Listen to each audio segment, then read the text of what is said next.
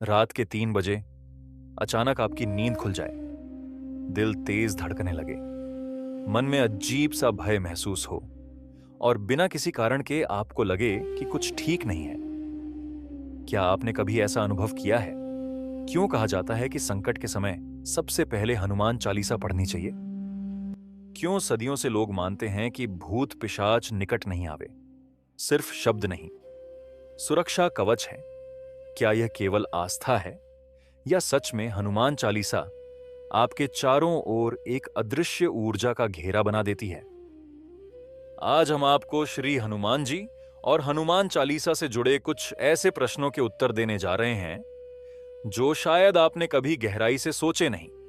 ध्यान से सुनिएगा, क्योंकि इस कथा के अंत तक शायद आपका विश्वास और भी मजबूत हो जाए।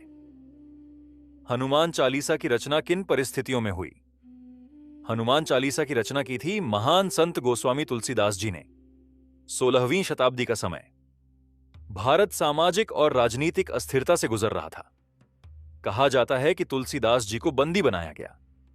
अंधेरा कक्ष, एकांत, बाहरी सहायता का कोई मार्ग नहीं। ऐसे समय में उन्होंने किसी मनुष्य को नहीं पुकारा, उन्होंने पुकारा हनुमान को, और उस गहरी भक्ति से प्रकट हुई हनुमान चालीसा।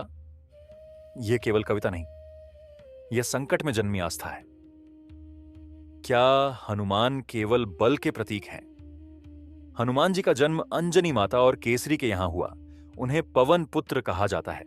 बचपन में उन्होंने सूर्य को फल समझ लिया। यह केवल कथा नहीं, यह संकेत है असीम ऊर्जा और जिज्ञासा का। रामायण में उन्होंने असंभव को संभव किया, समुद्र लांघा, लंका में प्रवेश किया, रावण की सभा में निर्भीक खड़े हुए और सीता माता को आश्वासन दिया। पर सोचिए, इतनी शक्ति के बाद भी क्या उनमें अहंकार था? नहीं, उनकी सबसे बड़ी शक्ति थी विनम्रता। हनुमान चालीसा के शब्दों में ऐसी क्या शक्ति है? जय हनुमान ज्ञान गुण सागर। यह पंक्ति हमें याद दिलाती है कि सच्ची शक्ति ज्ञान में है। भूत पिशाच निकट नहीं आवे। क्या सच में अदृश्य शक्तियां दूर होती हैं? शायद, पर निश्चित रूप से मन का भय दूर होता है। जब हम एक पवित्र ध्वनि को बार बार दोहराते हैं तो मस्तिष्क की तरंगें धीमी हो जाती हैं। वैज्ञानिक शोध बताते हैं कि मंत्र जप तनाव हार्मोन को कम करता है। अल्फा ब्रेन वेव्स सक्रिय होती हैं, जिससे शांति और स्थिरता आती है। तो क्या यह चमत्कार है या मन का विज्ञान? शायद दोनों। संकट मोचन का असली अर्थ क्या है? रामायण में जब जब संकट आया, हनुमान उपस्थित थे। लक्ष्मण मूर्छित हुए, हनुमान संजीवनी लाए। सीता माता का पता नहीं था, हनुमान ने खोजा। समुद्र मार्ग असंभव लगा, हनुमान ने छलांग लगाई। संकट मोचन का अर्थ है जो संकट को समाप्त कर दे। पर असली संकट क्या है? बाहरी समस्या या भीतर का भय? हनुमान पहले भय मिटाते हैं, फिर समस्या छोटी लगने लगती है। क्या हनुमान आज भी जीवित हैं?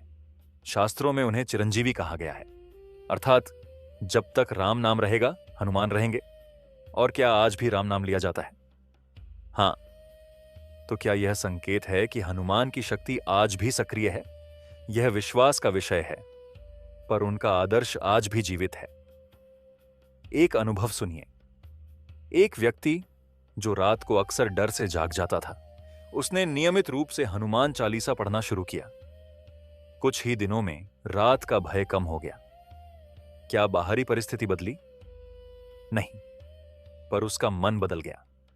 और जब मन बदलता है तो अनुभव बदलता है। एक और अनुभव।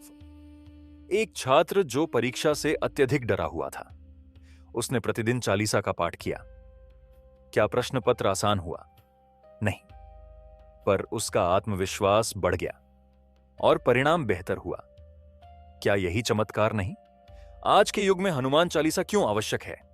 आज तनाव है, प्रतिस्पर्धा है, तुलना है, असुरक्षा है।